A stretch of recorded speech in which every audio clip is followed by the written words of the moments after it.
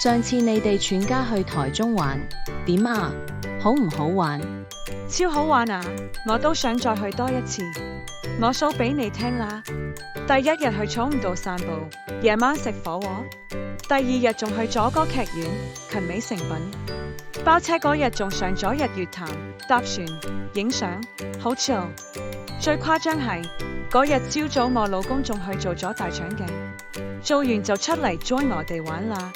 吓，去旅行仲可以做大腸鏡？香港排期都排到夏季啦，你哋點做到嘅？台灣嗰邊真係好方便，我哋出發前2日先預約，到台中第3日一早就做，係舒眠無痛嗰種，瞓一瞓就做完，快過我哋排隊買珍珠奶茶。咁價錢呢？香港要 HK 前12000至15000，你哋喺台灣做幾多錢？我老公做舒眠腸鏡，即時切息肉，包埋病理報告，全部加埋2600港元左右。